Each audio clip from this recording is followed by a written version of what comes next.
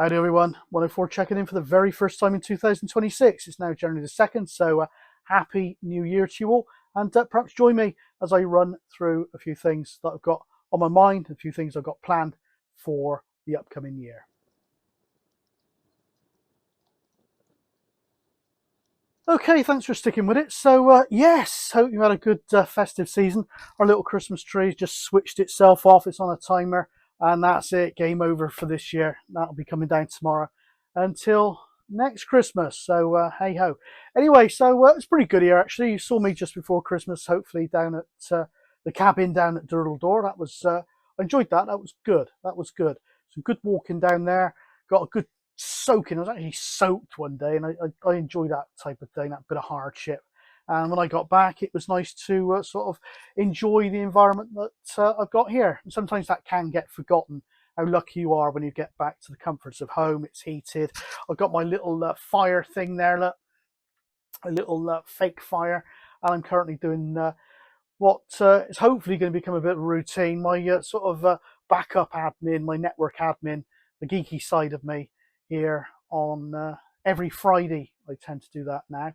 And yeah, hopefully that will continue. But anyway, that aside, what's been going on? Door was great, as I said, and I came back with only limited aches and pains, which compared with most of 2025 was a result, because at least 8 months of 2025 was just a load of bloody pain. I had a job to walk for about 8 months, guys. It was awful. Very bad year for me physically. Apart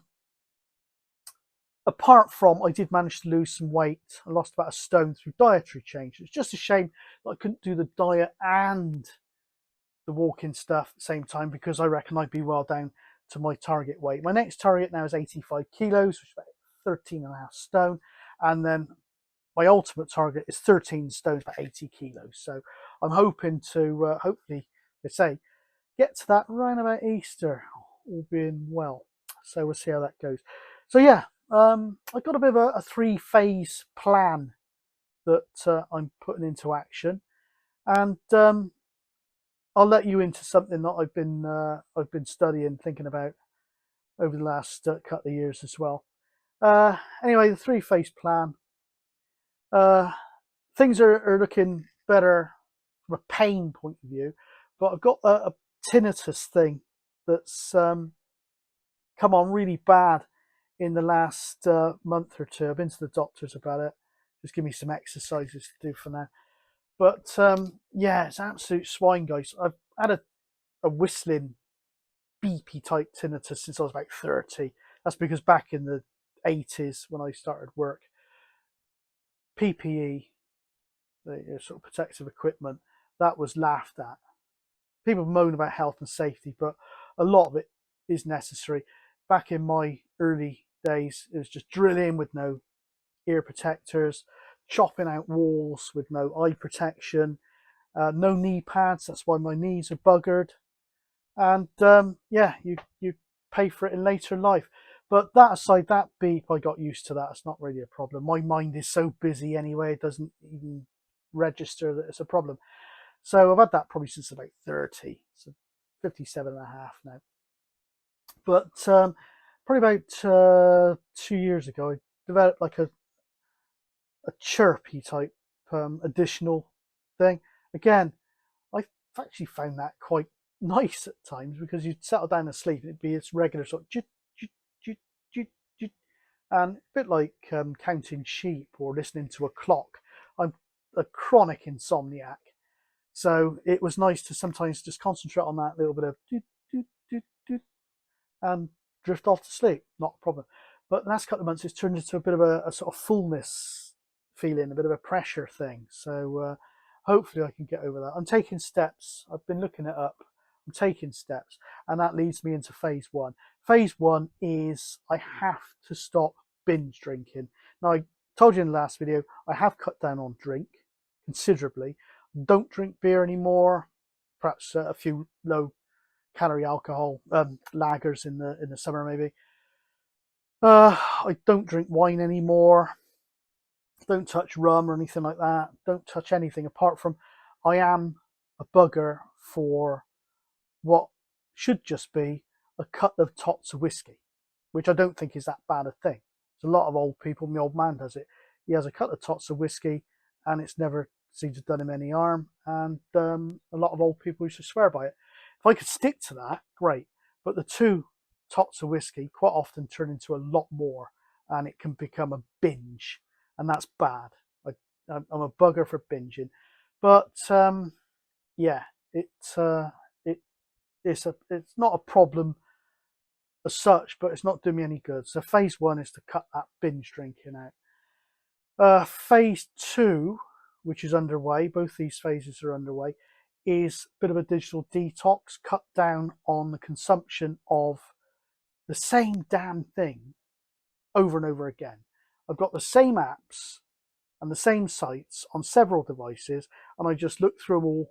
I go through, I'm not active on Facebook as far as posting, but I do follow a lot of pages for special offers and old 1970s science fiction TV shows and stuff like that, and some of the local area history as well. And it can turn into just a doom scroll. So I'll go through that. I'll go through another couple of apps, and then I'll go to the other device and go through the self same ones again. And then you get into the video doom scrolling, especially the ones that just auto scroll to the next one. And you can be, and you realize what a waste of life. So I've deleted several apps off my phone. I've just got a tablet with them on, and rarely I will come to the desktop and have a look as well, but it's cut right back. So that's good. Because again, if you've got an addictive personality, and that'll let you into a secret. I have got an addictive personality, but luckily I get red flags and say, right, you know what you're like. Keep away from it. That is the reason I'm not into any sort of computer or TV game type stuff, because I'd be the one trying to get to the next level and I'd be stuck to the console like a magnet, and it would be a really bad. And same with gambling. I will not go anywhere near gambling at all because I know it could become a problem. But luckily I've got this inner voice that says don't go there. So that type of thing, I don't go anywhere near it.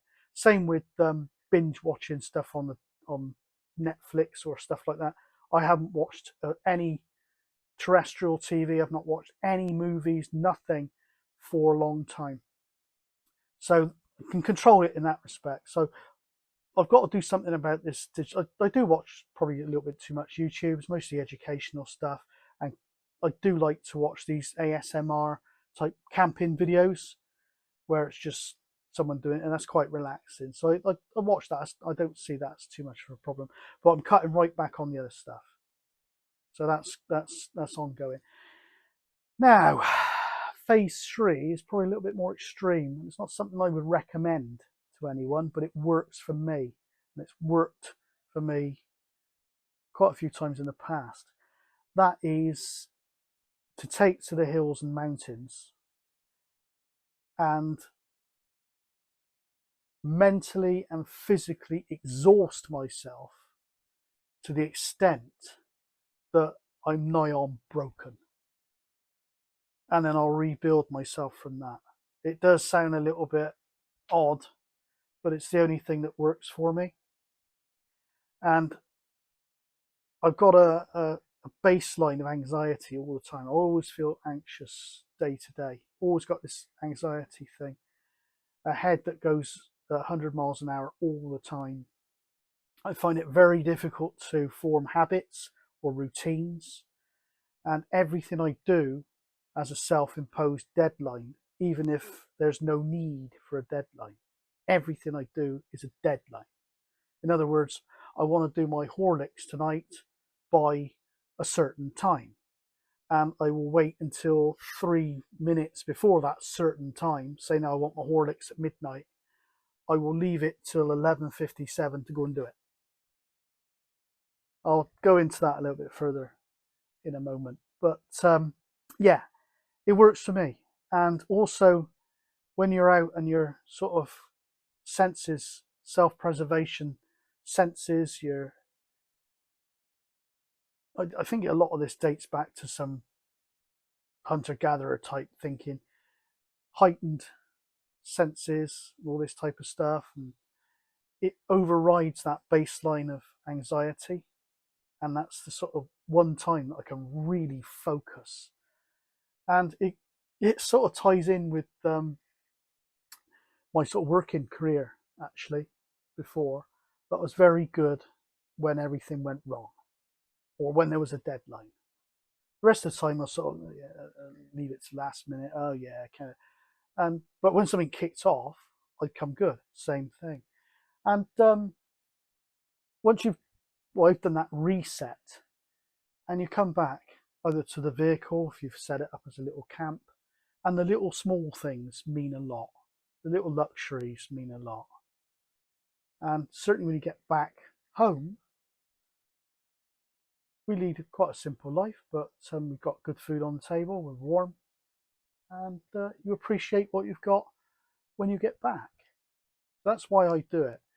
So I wouldn't advise it, but it's the only thing that has ever worked for me as a full-on hard reset. We're not talking soft reset, shut down and reboot. We're talking switch it off on the wall and switch it back on type reset, if we're going to talk in computer terms. So there we are. Anyway, I alluded to what I was thinking. I was going to tell you about it. And what made me start thinking about this was 2 or 3 years ago on a campsite, a named storm came in, and I was hunkered down in Camp Berlingo. There was another couple hunkered down in their camper van, and it was a couple in a caravan, and we were pretty much stuck inside our vehicles, our accommodation, for the duration of this storm. And I think I was there for about 9 days in the end. And on the last day, when I was packing down, it all passed over. I was packing down to go home, and this couple said, real concern on it. It's quite nice actually, it's just people show such concern. I said, you all right? Yeah. Said, you get lonely in there? Nope, not for a second. You're right. I said, yeah. And I wasn't bored, I wasn't lonely. I was doing little micro hobbies and learning stuff off of YouTube and stuff in there while I was in there. No problem at all. And the other thing I do, I talk to myself constantly as well. And if I got nothing to really talk to myself about, I'll just talk crap. It's almost like a screensaver, just talk crap. And my head is going at 100 miles an hour all the time, always has been. And I told you once before, for the sort of avid followers of my channel, back in when I was about 6 years old, back in about 1974, I was referred to child psychiatry because they couldn't understand why I was really good at some things at school, but totally crap at others. And that continued right through my whole school career. If I was interested in something, I would hyper focus on it and I'd be really good at it. If I wasn't interested, I'd be crap. And again, I left all my revising for my exams to the last minute, everything to the last minute, the deadline thing. So looking back, it's been going on a long time. And I know, and I used to be the same thinking, a lot of people think these neurodivergence type things are bullshit, but they're not. And it's pretty obvious that I've probably got ADHD, guys. It's not a problem for me. I've lived with it for 57.5 years, and it has just as many advantages as far as I'm concerned as disadvantages. So I've got no intention really at this point to go and get it officially diagnosed. I don't want to take any medication for it or anything like that. I don't end up with a dulled senses because they're treating it. I function quite well, and the ability to hyper focus on things and to be very good when there's a deadline is great. But the trade-off is every day goes like that. You sleep badly. Your head's going at 1,000,000 miles an hour. I'll say one of the examples I used before. I used to go on long-haul flights, sometimes 12 hours. Never used to switch the little screen thing on. Just used to sit and think for 12 hours. Didn't sleep, just sit and think for 12 hours. Stuff like that. Don't ever get bored. It's just all the time. So yes, hence the reset thing really works. I'm not going to advise it to anyone else, but it really works for me. So that's my plan. The three-pronged approach, phase 1, phase 2, phase 3, without being reckless, obviously. But I really need to put myself through the ringer to reset and carry on with the rest of my life until I need another reset. So there we are. Anyway, I'm going to carry on with my backups. Now, one of the most difficult things, I've not mentioned it already, it's very difficult to form habits and routines. And my sense of direction is appalling because I just forget where I've been. But I'm trying to get a bit of a routine going now through the week. And Friday nights is my night to do my sort of backups on the computer and do a few jobs on the computers and things like that. Updates and things like that. So that's the beginning of the sort of routine that I'm hoping to sort of enforce upon myself, just to alleviate the situation with all sorts of things. And one of the main things that I suffer from is chronic insomnia. Very irregular sleeper, very difficult to get off to sleep.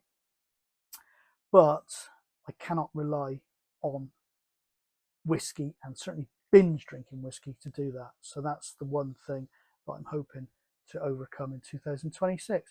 But apart from that, all I ask really from 2026 is just have a little bit less pain in the joints and the back and in the ears. I don't want anything else, really, on a personal point of view.